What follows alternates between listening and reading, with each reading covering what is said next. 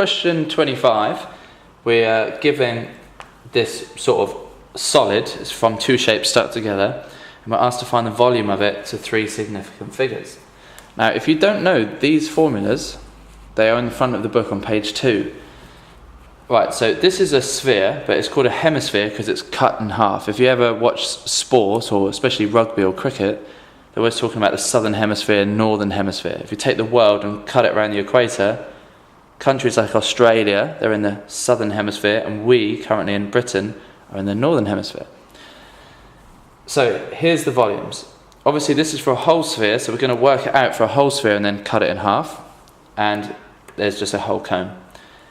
Now, you notice that both of them use the same radius, which we're given in the question. So we know the radius of the sphere and the radius of the cone is 4.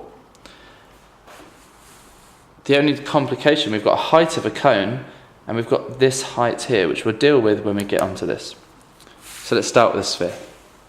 That's just a fraction, times pi, which is a number, times the radius, which is 4 cubed.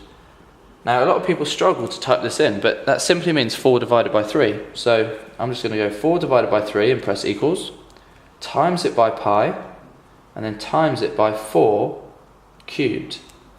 Now, every calculator has a cubed button. Mine is here, or you can use to the power of any button, however you like to do it, and press equals. So I know the volume of the whole sphere,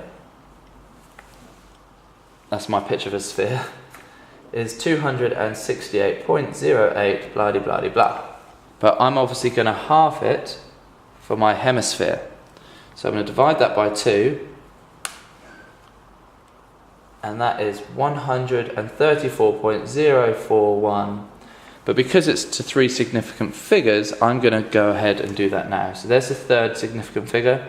That tells me to round down, so it's staying at 134 centimeters cubed. So now we have to do the cone. So the cone, we need to know the height of the cone. And so many people put 14 because you get a bit carried away, you see a height. But the cone stops at this point here.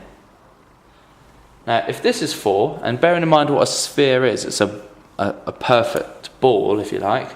If that's 4, and that is 4. The radius is in all directions. So if that bit's 4, and the whole thing was 14, we can get the height of the cone to be 10.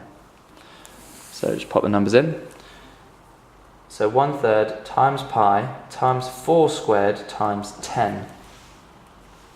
So 1 divided by 3 equals times pi times 4 squared times 10. Just punch it in your calculator and you'll get an answer of this.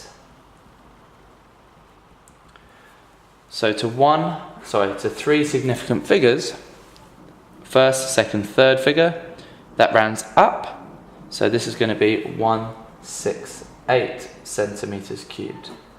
So the volume of the whole solid are these two added together.